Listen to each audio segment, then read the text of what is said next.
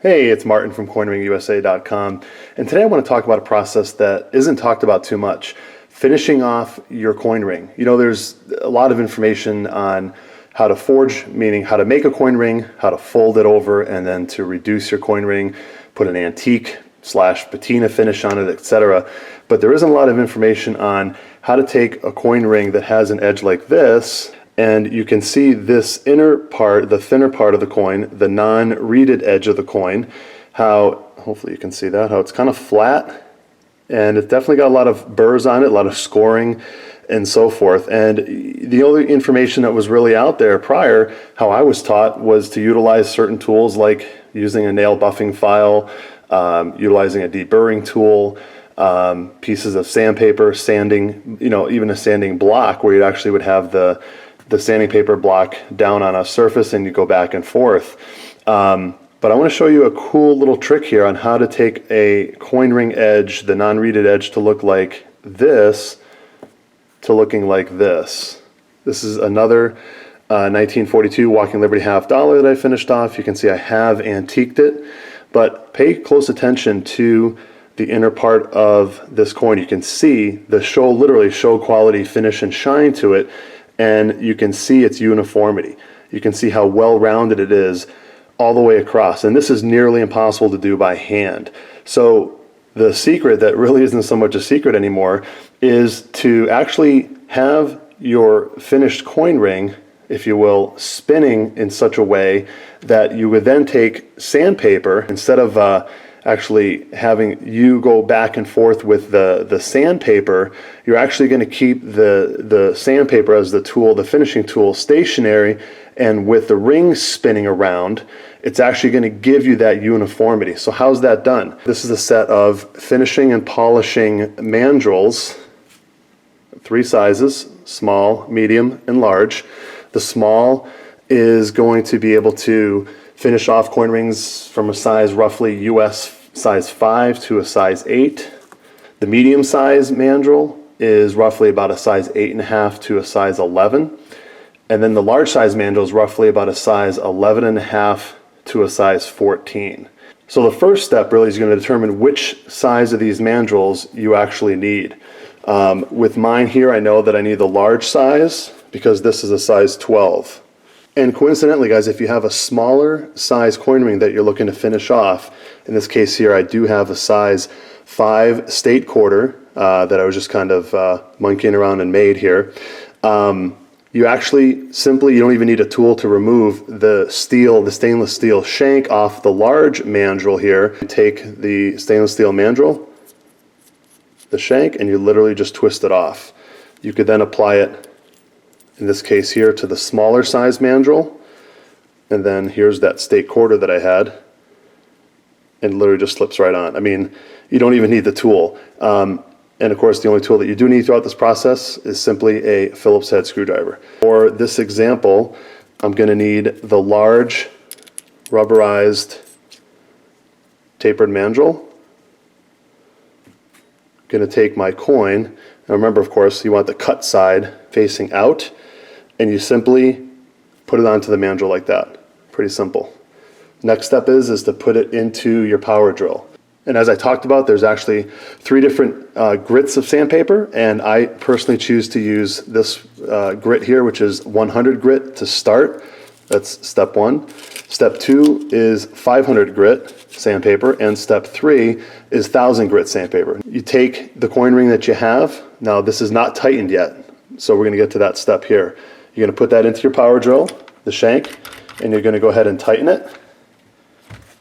Now I'm going to exaggerate this because I want you guys to watch when I turn this power drill on, and I want you to see the wobble on the coin ring.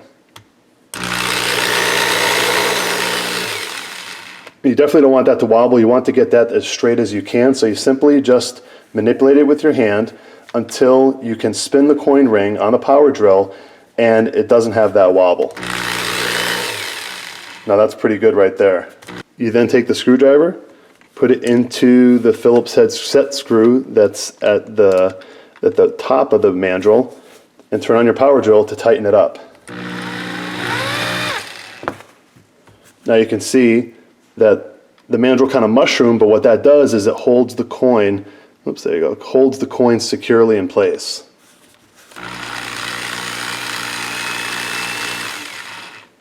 Again, you want to make sure that only the corner tip of the sandpaper is making contact with the ring so that you don't damage the coin's detail at all. So again, now I'm going to go ahead and start with the 100 grit.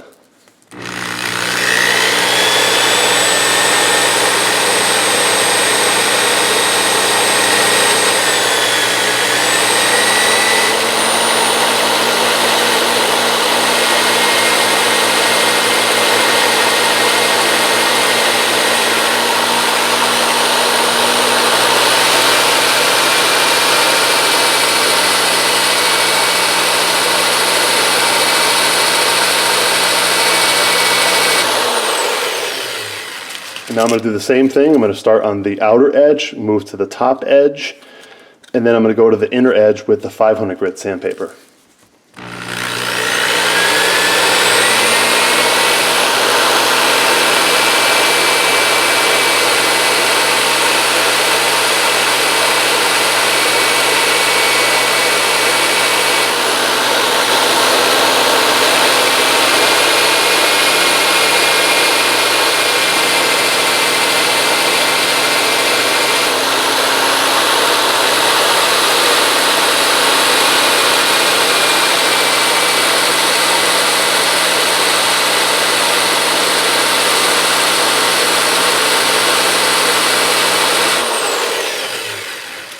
And now with the 1000 grit sandpaper, same process.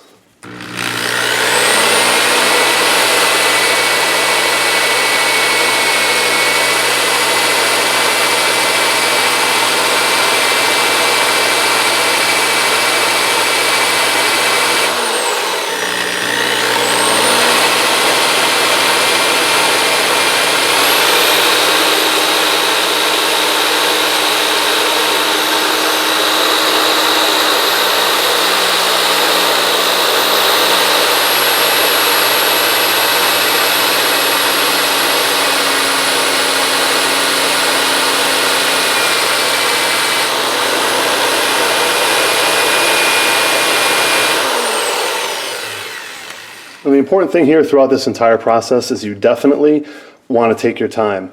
You know, you don't want to rush this process here. I mean, this is something where even if it took you 15 or 20 minutes, I mean, it's really worth it in the end, you know, again, to have that type of finish onto the coin ring. I mean, it really makes the ring, to be honest. I mean, when you see something like this versus a ring that's just rough cut and rough finished, can really make all the difference.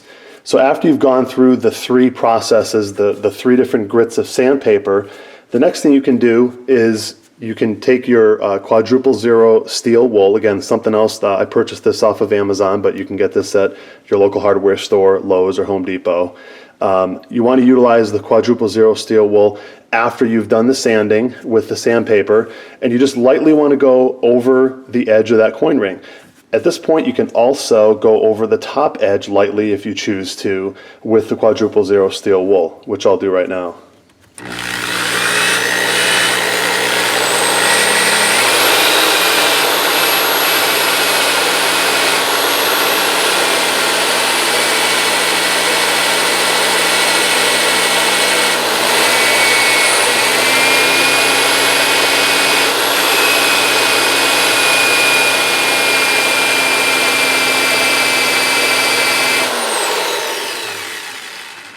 And last but not least, you then want to take the jeweler's polishing cloth that you have.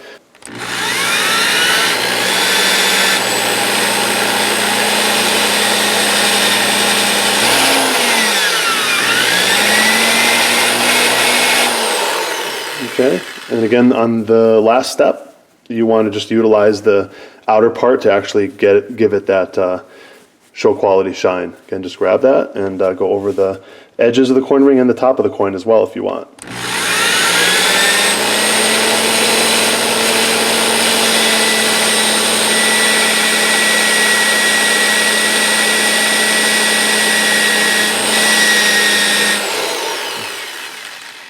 Now at this point, if you want to just keep your ring looking like this, just with that silver look. So that's option number one.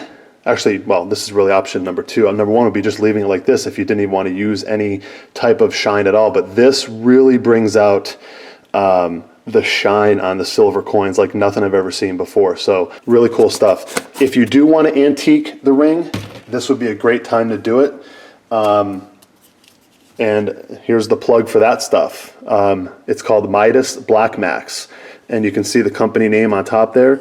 It's Rio Grande, so their website is riogrande.com. So at that point, you can also put the this type of finish on there, applying it with a Q-tip on the outer part of the ring, and then you would actually just lightly remove the high reliefs with your quadruple steel wool to get that type of shine. But now let's go ahead and take a look, and I'm just going to hold the rubber mandrel, and I'm going to unscrew the set screw on top, because that's what's holding the coin ring in place. And we're going to take a look at our completed work.